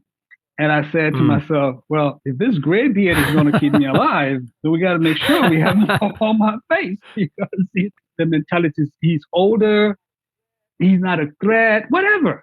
If that gives me the reason to feel safe, right, more power. But again, all kinds of people have been killed for no reason. You have older men like my age have been stopped. So you never know what's what. But this year, when I start this time, when I'm driving more so than anything else, yes, I try to drive during the day as much as I can, because you feel like if you drive during the day and somebody pulls you and you get pulled over, there's more witnesses to help you. You just keep on being prayerful. I wanted to bring it up just because, part of the podcast is to kind of understand each other's experience and what goes on. And it's like the last person that I spoke with was Daryl Thetford. And then he and I are talking about putting together a schedule and just, to recognize the privilege that we have in not having to think about that, and just to have more empathy for each other and our experiences. Last time I was in Fort Worth, I see a family of open carry walking down. There's like a bubble of nervous energy around all of the guns in this family that's carrying their guns, and a little boy who's carrying an assault rifle. And you never know what's going to trigger that kind of thing in public. And clearly they're doing that just to make people feel uneasy, just to take that to your level and to understand what you go through too. Thank you so much for having me and having this conversation on all kinds of levels, because it is important. And I know that, we cross people all the time, and I probably have dealt with a lot of people who have guns, but I didn't know that they had guns on them. And try to deal with people on an easy level, because I don't want confrontation. I'm one of those who I just don't, even when I have small confrontations with people that are friends and I still have to deal with it, I have a problem dealing with it, So then just imagine getting angry and going out there and trying to fight with somebody in the street who you never know who has got. So it's tough. It is. You've made your living out on the road, setting up your work and interacting with collectors. Did you ever experience any personal struggles with interacting with the public, either with your race or with your gender? In the early years, I was fairly young, 22. I found that people didn't really take me very seriously at the shows. I remember experiencing that. I never quite felt the respect. I was young. Obviously, I must need to earn it. So I did come across that. Being an agent, I had a lot of comments, things like, is this made in China, or just maybe to spark a conversation, or they just want to say something. Those things really never bothered me. I just kind of let it go. So whether it was prejudice on their intention, or I didn't make a big deal out of it. Or ignorance. Yeah. And do you think it's that you wanted to just not have confrontation on that area and just kind of let it move on and just not let it let it affect you? I am not a confrontation person. Being an orphan, I got teased a lot. So from early age. So when people made remarks or whatever, I just kind of let it go. It just didn't matter. Yeah. Okay. Did you have any challenges in the past year with the pandemic and the comments about the China virus? I did not have any kind of personal attack on me, but myself, the challenges were, I feel more vulnerable out there. I had more fear. I guess, I've never experienced that fear of the prejudice being Asian, but I did last year. I was in Florida and I was trying to get back to Iowa. It took me probably 2 weeks to contemplate, like, how am I going to travel? Stopping to get gas, hotels. I had to really think about all that for the first time in my life. And it was really uncomfortable, upsetting. And I think, even still our whole family, Reiko being half Korean, and we've had kind of this discussion. And I think we are all just a little bit more careful of our surroundings. I've always admired Reiko. The perception I have of you is that you're kind of fearless. I mean, I was setting up a show and it was late and I was getting ready to wrap things up, and I observed you just getting to the show and setting up at, 10 or 11 o'clock at night. You're by yourself. And part of me was like, should I offer to stay and help her? But you seemed like you were good and you had it all under control. Can you talk a little bit about the vulnerabilities of traveling as a woman? Yeah, so definitely have always had safety on the mind. If I start to get drowsy while driving, I really have to pay attention to where I want to stop and nap. And, and if I do nap in my van, like, can somebody see me? And I just, I try not to put myself in a vulnerable spot. I do carry protection as far as the little kitty cat keychain thing. And I have a couple knives in my van. Yeah. You feel like you have a way to defend yourself because, you can't just, naively walk into things. You have to have a plan. Right. And before I ever open my door, if it's late at night, I look around and see what other vehicles are there.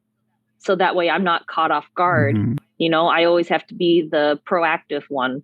At least at shows, it's such a comfortable setting because that's what I've been doing my whole life, whether helping mom and dad at a show with their work and then, continuing with my work.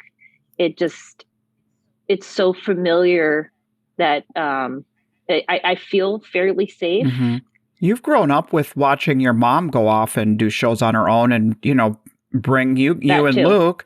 So, I mean, maybe it just was that example never even made you think that it's anything to even have a red flag about.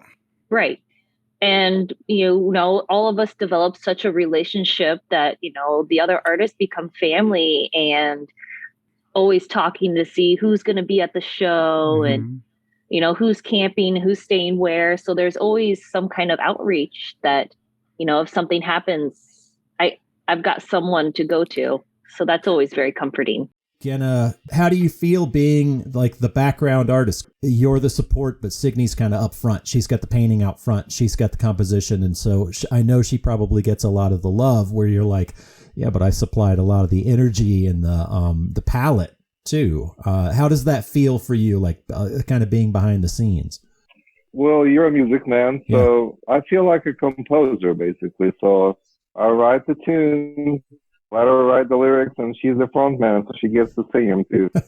But at the end, it's a single piece, right, of art. So right. That's a probably pretty accurate description. I mean, I've got my Stones sweatshirt on, so I'm kind of thinking about, but you don't get Mick without Keith. Yes, true. Yeah. I mean, those are the two parts. It's like the energy, the backing track is everything too, as well as the performance, the performance on the front. Yeah. I haven't made a painting without Genna in 20 years. So, I mean, it's definitely an incredibly like symbiotic situation at this point. And, I give Genna an awful lot of credit for the success of our body of work. And I think what he's saying is a really good metaphor. It's definitely like that music and lyrics type of a relationship. Also, I think personality wise, like I just tend to be really kind of a hard driver, like a type A person. And I think Genna just tends to be, he's just more easygoing than me. So he just lets me be all crazy and run stuff. And luckily it works pretty well. Well, that's what's really cool about you guys personally too, because your artwork, I'd say in artwork, you're type A. And then when you're out selling, I mean, for a long time, I kind of knew you as more of an introvert, Signe. You were more quiet, and Genna was the salesman. And so to hear you describe yourself as type A is pretty interesting. Have you grown into that, or is that I'm more still of extremely introverted, and that's definitely one of the places where Genna kind of shines and is oftentimes a little more upfront is in our basically in the show situation, and also kind of in our social life as well. Like he tends to be the more upfront one. So I think when I say type A, I kind of mean more about just the fact that I'm kind of a control freak and like to sort of be in charge. So it's less about that. Right. Yeah. She sets the agenda. Yeah, I'm the agenda setter. Yes, for sure.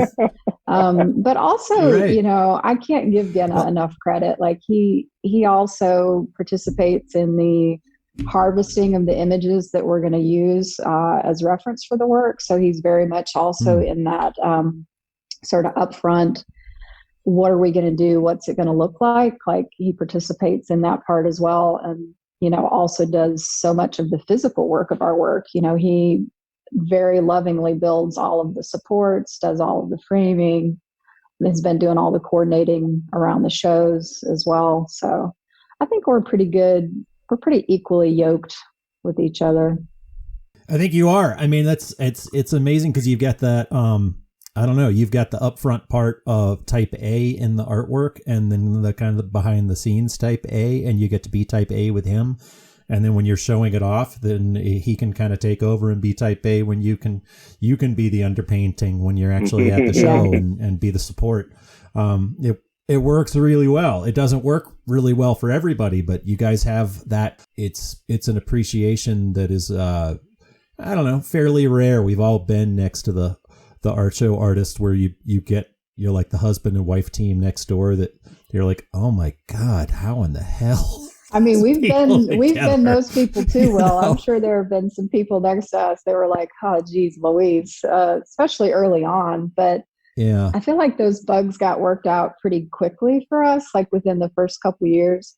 Most of the fighting has come around trying to put up a tent, or actually like the technical and physical challenges of it. So that has been where we've had the most kind of trouble. But at this point, it's been so long that it's much more, that's all pretty wordless and effortless at this point. Thank goodness. Putting up a tent is like, with 2 people, it's like trying to dock a boat or back up a trailer. The worst. Yeah, it's a nightmare. That was Signe and Genna Grushovenko. Their episode was titled Partners in Paint. And I know a thing or two about working with your spouse in your art business. Just like the two of them, Renee and I, we both design the work and execute the work, and how you navigate through that. There were lots of conversations this year with all different kinds of partnerships in this industry. Couples who work on separate bodies of work, couples like Dolan and Allie Marie Guyman from last week's episode, where one of them is the person who's in charge of the business and the other one is in charge of the art. That's been a big topic for us this year. This next clip that I had with my friend Amber Marshall, fellow glassblower, it's titled, If It's Easy, I'm Usually Not That Interested, which perfectly sums up the mentality of a glassblower. I am also very out of touch, and I know that it's an incredible tool to use, but I just can't do it. I don't know. I'm just haven't been able to jive with it. And I actually hired someone last summer to sort of help me work through that. That's why there's as many glass posts as there are now, but I was kind of a bad client. Right. Because it seems like we're used to using it on our own, kind of like what we like to look at, personally and professionally. But when we try and use it as a means to represent our work, the thing that drives us all crazy that, well, how many people engaged? It can send you to the nut house. Yeah. It doesn't feel like a healthy arena for me as an anxious person. And also, like, I never joined Facebook for that reason. Like, I knew that I couldn't. At the time, I thought, I can't handle this. I don't think I should dip my toes in this. But then, Instagram's the same for me. I want to get more comfortable because it's ridiculous not to use it. Yeah, and using it in the right way and all that kind of stuff. It's a learning experience. I admire all the people that can and do use it to sell work and promote shows. It's like, it's such a skill. And I don't know why I make it so hard for myself. It's like I'm always tripping over my own feet, or like, I don't know why I make it so fucking hard for me to just do it, Post you're going to a show, post you got an award, like, just, it's not that hard, Well, I wonder, you talk a lot about how coming from the Midwest really affects your relationship with glass, and you really identify with being a Midwesterner. That kind of Midwestern mentality is not one to like toot your own horn and do an Instagram post, look how great I am. It kind of feels really foreign and uncomfortable. Yeah, well, yes and no. I think that there's also some personality traits in there that squished in with the Midwesternness. Okay. So yeah, I don't know. I'm sure there's something to that. That's the other thing that I don't even understand about being Midwestern is like, what can I attribute to my geographical upbringing and what is actually just me, So I mean, I'm with you on that. Well, when I read what you said about your relationship with glass and coming from the Midwest, it's like from kind of that blue collar mentality, that getting your hands dirty, working really hard, trying to solve problems, being stubbornly independent, wrestling this material that we work with, this glass, to get an outcome. And at the end of the day, we've just been run through the ringer, and you kind of feel like, okay, I've accomplished something today because my body is wiped out. I'm tired. You know what I mean? Yeah. I am very attracted to that quality of glassblowing. A little bit less so as I'm getting older, but that's what brought me into it at first. And I'm also attracted to like backpacking for days. It doesn't sound like a vacation for a lot of people, but I like it when it kind of hurts a little bit. And then when you're done, the pizza tastes the best that you've ever had. And that kind of thing feels rewarding for me. If it's easy, I'm usually not that interested. Oh, okay. Do you have an athletic background? Yeah, actually, I grew up playing volleyball and basketball, and played volleyball almost year round on travel teams and stuff. Mm-hmm. I found that a lot of my friends that are glassblowers are clay artists, grew up as athletes. Have you found that? My wife and I have different connections to glass for different reasons. And she comes to it because of being a soccer player. And she was in art school and she did all different kinds of mediums, but nothing really fit until she saw glass blowing. And it was the physicality of glass blowing that hooked her from the second she started it. And so I've always thought there is kind of a draw to people who are in athletics because we're like, doing one thing with one hand while we're working with the other hand and we're moving through space. And it's a total dance. The glass is moving and we're moving and it's a coordinated kind of thing. And also, one thing that I think about is that I spent most of my childhood and teenage years doing practice and skills. Like you go to volleyball practice and you do the same skill over and over and over and over and over and over again. And then you finally see some improvement. And that's the exact same with glass blowing. If you want to learn how to drop a blown foot, you do it for 3 hours for weeks, and then even then you might still suck, but it's still right. Or I think about when we try and experiment with new work and you take that time, let's say we're going to set aside a week or 2 weeks and you think, okay, well, this is plenty of time to work through it. And you try some experimental stuff and you look at it and you're like, this is like student work. You know what I mean? Until you've refined it, there is that muscle memory of doing things over and over and over again before it can kind of become second nature. It's funny that you say that about student work. And since this is about art fairs, I'll bring it back to an art fair. But I started making some new vessels. I guess it was 2011. I maybe got into some art fairs I shouldn't have. And my work was okay, but it wasn't refined. And, years later, I'm still going to the same art festivals. And this woman comes up to me and is like, oh, you know what? I think I bought some of your work when you were just a student. Did you show here when you were a student? And I was like, I was so mortified because, yeah, sure. Whatever makes the story feel a little sweeter for her, I guess. Yeah. It's like, oh, that's so embarrassing. No, I was probably out of school for like 8 years already. But it was just like, oh, shit. That's embarrassing. I have a tendency when I don't have the kids, that's my production mode. And when it's my turn with my girls, then I'm dad and I'm an artist when they're at school. But I'm, full dad mode. So you got to make sure that all of that stuff stays up in the air and everything gets its proper attention or you're not, I don't know. How do you do it? I don't do it well, I don't think. Okay. And I feel, I don't know. I think I'm also really hard on myself. And there is the whole baggage that carries, right? Like as a mom, right? Like we have this idea of like what moms are supposed to be capable and all the things that, whatever. The minute I get home, I get Xander and I have 10 days to make as much work as I possibly can. And each piece I make is like about 16 to 20 hours. So right. I don't even know how I don't even understand how this all works out. And then it's full, like I just am working all the time. I'm juggling making meals. I have a 14-year-old son who seems like he's always hungry.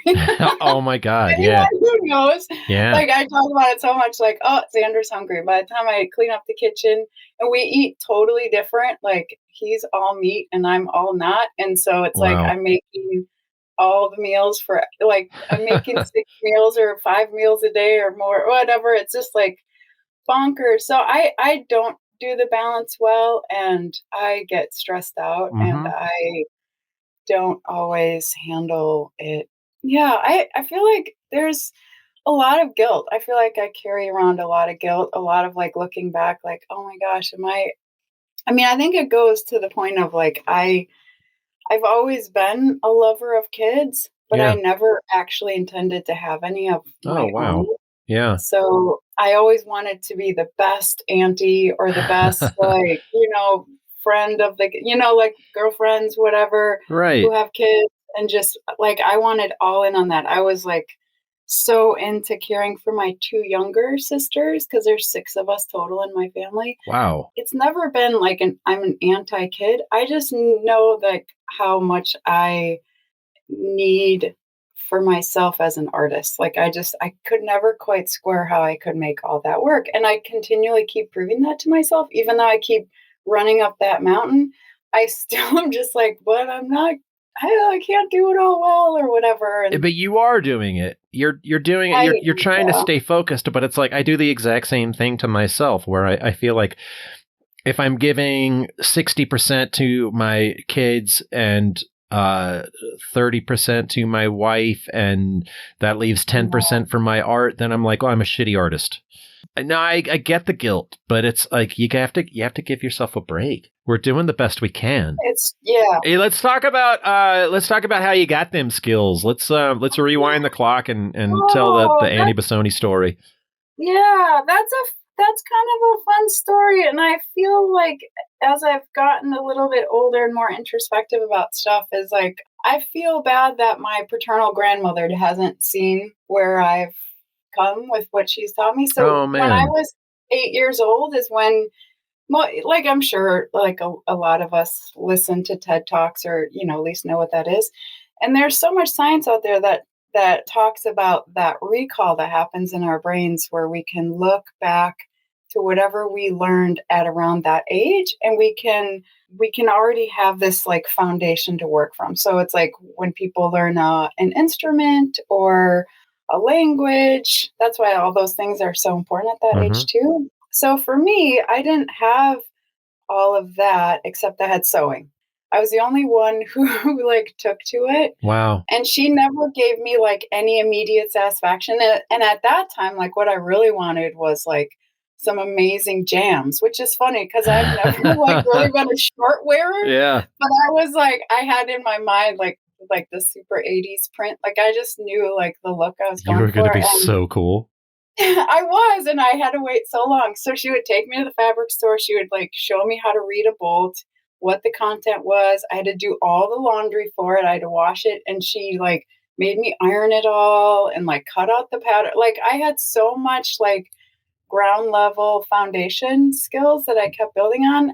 And the other thing about her is like she had such, and I didn't have the words for it then, and it kind of took me a while to come to it, but she was so entrepreneurial, and she lived through the Depression. Oh, wow. She used to set like women's hair for like she had all these side hustles, and she did ceramics and would sell, like she would like do the sort of tchotchke molds and sell with plants at the, when hospitals had like their whole gift shops, like that was different. I remember helping her with that, and she'd tell me what to glaze, and like she had a kiln in her basement. Wow. And she was always just making stuff. Yeah. I mean, in so many ways, like the things that she's into is like the things that I'm into. So this stuff, it's like, oh, I wish that she could like, oh my gosh, I like, look at me now. Like I'm doing this thing. Right. I don't know. It's pretty great. That is really great. That's incredible. All right, that was Annie Bissoni in her episode titled Garment Builder, where she talks about the relationship with her grandmother and about being a mother herself and the guilt and the struggles. We had a lot of conversations like that over the course of the last couple of seasons, talking about the real life struggles that we deal with and also the relationships that got us into this business and what's important to us. Well, we're getting to the end of the episode here today, and there's just a couple more clips. The next one is Betty Yeager, the boss. How attractive is it for us to be our own bosses and not answer to anyone else's rules? Or as Will would put it, we're just completely unhireable. To build upon that point, we also have Jay McDougall in his episode, Rare Birds, talking all about the unique qualities we need to be professional, independent artists. Thanks a lot for listening this week, you guys. I'm just going to let it roll right on out to the end with the final parting words being from our good friend, William Kwamena-Poh. Susie just looks her head up. She goes, Betty's here. And I was like, what? And I'm like, she goes, shh, listen. And then we listen. And that's what we heard, like 3 aisles over. I'm like, Betty's coming. And then it was like a thunderstorm. It got a little louder. And I'm like, oh, yeah, here she comes. It's coming. And you're a force. I mean, and that's the thing. You're a social force, too. And so it kind of freaks me out that you're not out there doing shows. You've totally reinvented yourself as far as who you sell to and how do you do it? How to get the goods. Yeah. But you don't seem to be having any trouble. Nah. My people know where to find me. They know how to find me. How'd you do it? I think it's because I only sold in person once upon a time. I don't have a website. My website's a Tumblr that I haven't touched in 2 years, maybe. I think the other day somebody was like, yeah, your website's not working. And I'm like, what website? Right. There's a reason that's not working. It doesn't exist. It's basically a page with my contact info. I think that putting myself in that position once upon a time when I was doing shows has only helped me make a little scratch. I never wanted a website where you could just go and see my entire collection of work. I didn't even know how to ship shit before the pandemic. So I told everyone that I only shipped through FedEx as a deterrent because it would cost them $96 to have something shipped. Nice. 2 states over. That's not the case anymore. Thank you, USPS. No. You have not lost any of my packages, and I love you. Not yet. Right? Don't get cocky. Man, I know, but that's what I love about you, too. It's like there's something very kind of punk rock, rock and roll about your work, about your imaging, about the way you go about your business. And what I think is cool about that is that you refuse to kind of change that, even though you've had to change your business model. Yeah. I've always kind of done what I wanted. You could probably ask Susie to attest to that because she's known me for almost 20 years. Right. And, you know, it's like if you want a boogie, you got to pay the band. But I'm the band and I'm the boogie machine. So, like, it's not going to be hard to title this episode. So, I mean, it's like you've got this thing, you're out there on Instagram. I've always felt, and I think you're the same way, that if you want me, you got to meet me.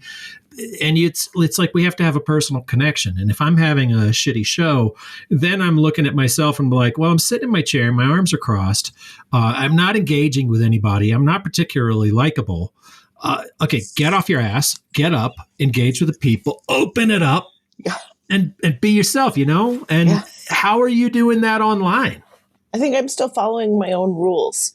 You know, for the longest time, I feel like I've heard, you got to do this. You got to post every day. You got to make reels. You got to do hashtags. And it's like, I don't have to do any of that if I don't want to. And you can follow that if you want because it works for other people. But I think as artists, we all started doing this because we didn't want to have a fucking boss. We don't want to have somebody telling us what to do, when to do it, and what pot to shit in. And I still, that whole thing of you got an audience, fall and let them catch you. Right. And that continues to work. And, you know, I don't make normal shit and I don't work with normal people. And I've always had that freak flag flying pretty high. And I think it just got a little higher. And this is really something that's very difficult for young artists to accept, that so much of what you have to do is rejection. Mm-hmm. I mean, that's part of the deal.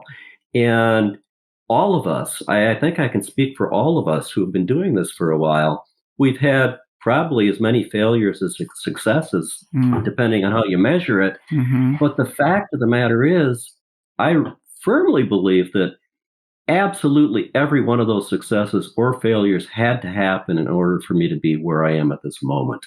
For sure. I mean, that all made up where we are right now. And without any one of those, it would be a different place, I'm sure. And that just goes with the territory in virtually any field one pursues. And the art world is certainly no different. And I could argue that it was probably even more so.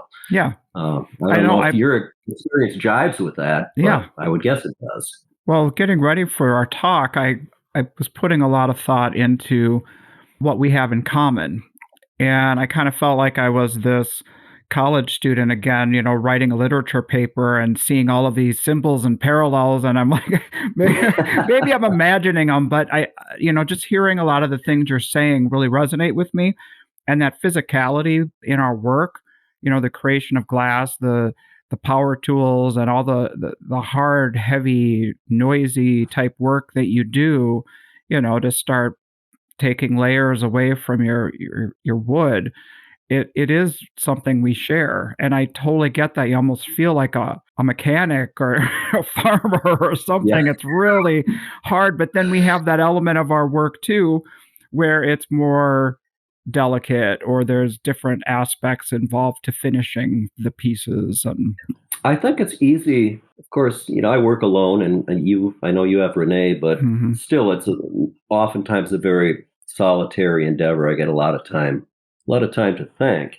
And it's easy to think that what we do is pretty common, because that's what we do. Because it occupies our headspace all day long. Yeah. It does. And it's like, well, there's really nothing to this. I'm just doing this. And anybody could do this. But when you get right down to it, the different skill sets that have to come together in order for us to do what we do, not only be able to handle the physical nature of it, be able to handle the mechanical and the technical nature of it, be able to follow it through from beginning of the process to the final created thing. And that's only half of it, because then we have to have those tools in our bag to go out and communicate with people, to market our work, to sell our work, to drive across the country, all of this. And when you put all of that together, we're really rare birds. Yeah. That's just the way it is. And I think we take a lot of what we do for granted, or anyway I do, until I really start to think about it. And then I have moments where I feel pretty good about myself. Fleeting as they may be.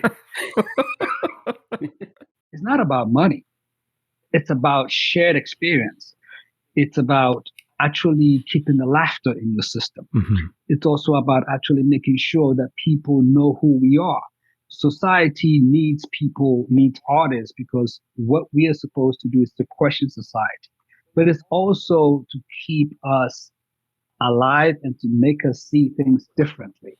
My job is to really make sure that I can get people to see us. We see each other. You see me, I see you. Let's do that. And that's what work is supposed to do. And that bridge will help us find the humanity of all of us. And it's important that we do that. It is important. And I see you. I really appreciate you. Yeah, I really appreciate you. Thank you so much. And I appreciate you too. Yeah, thank you. Cool.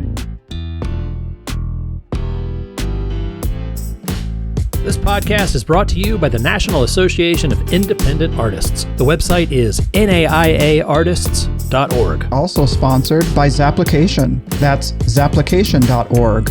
And while you're at it, check out Will's website at willarmstrongart.com and my website at sigworthglass.com. Be sure to subscribe to this podcast to be notified when we release new episodes.